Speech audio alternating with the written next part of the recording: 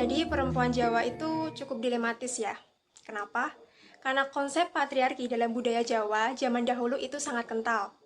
Nilai-nilai Jawa memiliki banyak konsep tentang bagaimana menjadi perempuan sejati atau bagaimana menjadi perempuan yang baik, yang mana seringkali itu dihubungkan dengan bentuk tubuh ataupun kodrat alami wanita yang kemudian secara turun-temurun disosialisasikan atau diajarkan sehingga membentuk persepsi dalam masyarakat bahwa wanita atau perempuan itu adalah sosok yang lemah.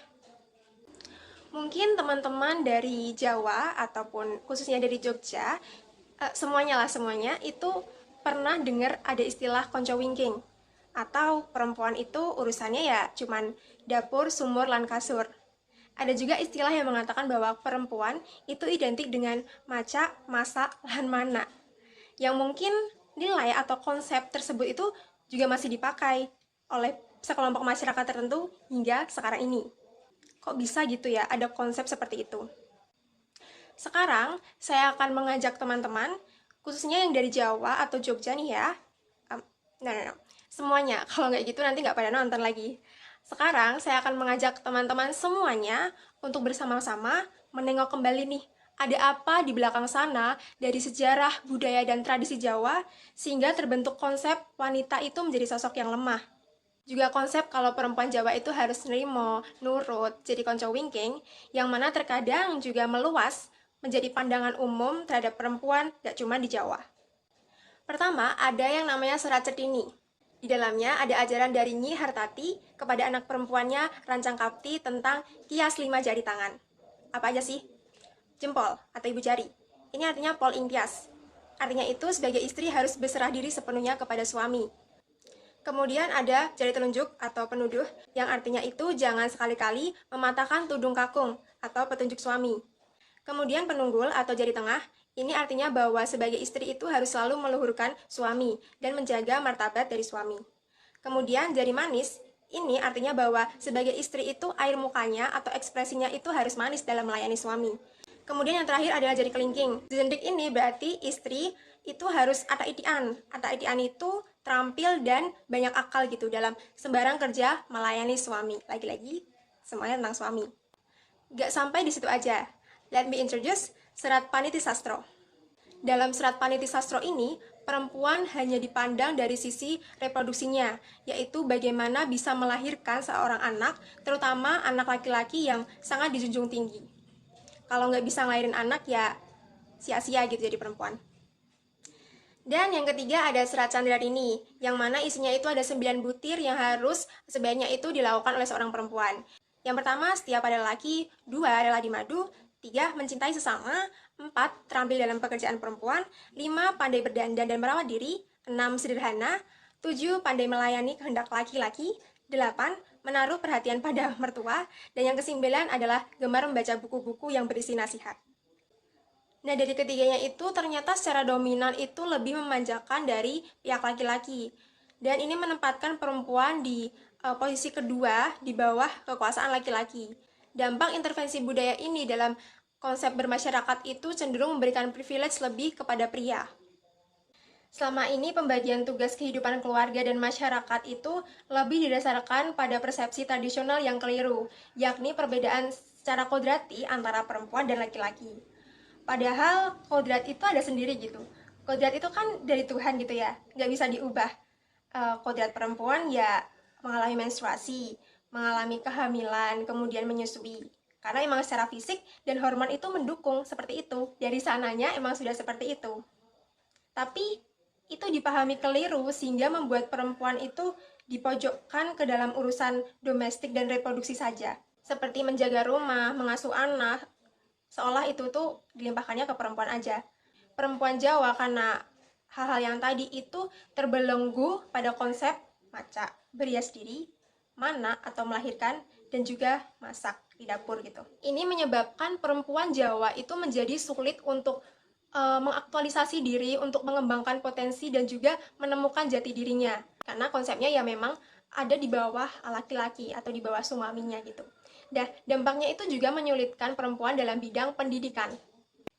Kita tengok lagi deh ke belakang, era 1900-an, R.A. Kartini, wanita Jawa, lahir di Jawa, dalam keluarga yang menganut nilai-nilai Jawa. R.A. Kartini ini seolah-olah berdiri sendiri untuk melawan tradisi yang membatasi perempuan Jawa dalam mengakses pendidikan. FYI aja, sebelum adanya gerakan emansipasi oleh Kartini ini, perempuan itu hanya bisa bersekolah sampai jenjang kelas 2. Nah, setelah itu perempuan itu dipingit dan disiapkan untuk dikawinkan. Tetapi saya sangat-sangat bersyukur atas bagaimana emansipasi perempuan yang dilakukan oleh R.A. Kartini ini benar-benar bisa kita rasakan gitu, terutama saya sebagai perempuan Jawa. Bisa merasakan bahwa sekarang ini perempuan itu lebih bisa mengakses pendidikan hingga pendidikan tinggi dan juga bisa berkarya di berbagai bidang. Nggak kebayang kalau saya hidup di zaman-zaman dahulu, kemudian tidak bisa merasakan pendidikan di akuntansi UGM, FEB UGM ini, dan juga mungkin nggak ada kesempatan untuk melakukan TED Talk kali ini. Apakah emansipasi itu sudah sepenuhnya sempurna sekarang? Belum.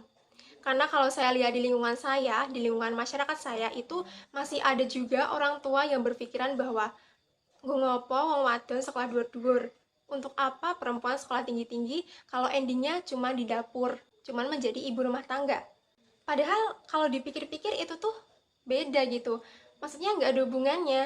Pendidikan itu tuh umum, nggak cuma untuk nyari kerja, nggak cuma untuk laki-laki. Tapi bisa digunakan juga untuk apapun, termasuk mengurus rumah tangga, mengasuh anak. Dari pendidikan itu sebenarnya laki-laki dan juga perempuan itu diajarkan bagaimana berpikir rasional, mendapatkan wawasan yang lebih luas, dan juga mendapatkan relasi baru.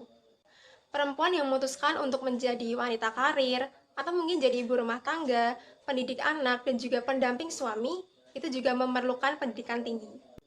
Selain emansipasi yang dilakukan oleh R.A. Kartini agar perempuan bisa mendapatkan pendidikan, di zaman modern ini saya mengamati sudah ada keterbukaan akan kesetaraan gender dalam lingkungan Jawa.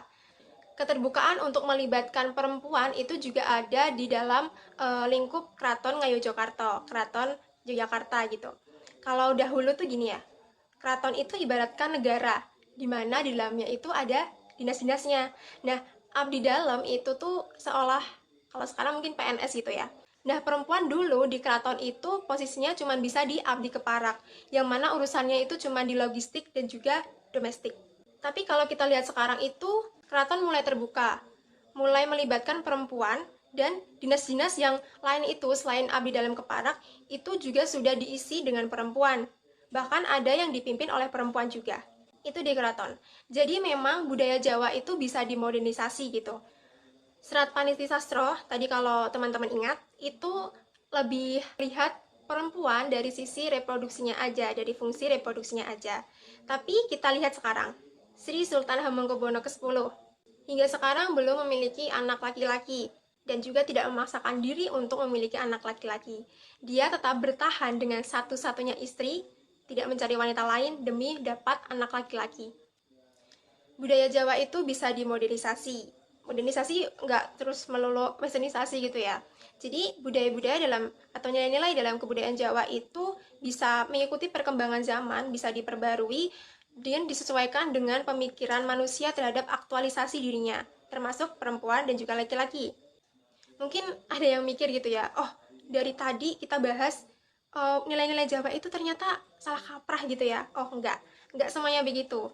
Masih ada nilai-nilai dari kebudayaan Jawa yang masih applicable sampai sekarang.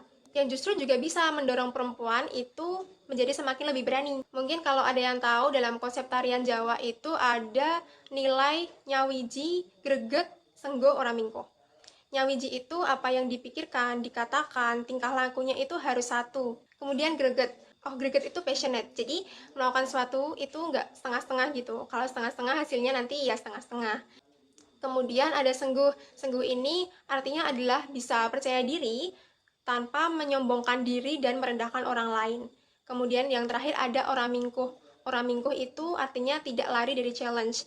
Jadi bisa strong tanpa being arrogant. Dan ini sangat penting supaya perempuan Jawa itu bisa semakin kuat, bisa berani speak up, dan bisa semakin memaksimalkan potensinya.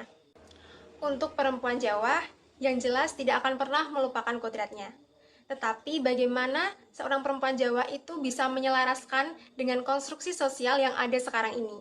Nah, itu adalah satu kemampuan perempuan Jawa yang luar biasa. Untuk kedepannya, perempuan Jawa harus berani, harus banyak belajar, banyak membuka wawasan, banyak bergaul, karena itu yang akan membentuk mental dan karakter menjadi perempuan-perempuan Jawa yang cerdas, rendah hati, dan peduli, serta berempati kepada lingkungannya. Sekian TED Talk dari saya, dan semoga bisa semakin menguatkan perempuan Jawa dan juga perempuan Indonesia. Matur nuwun.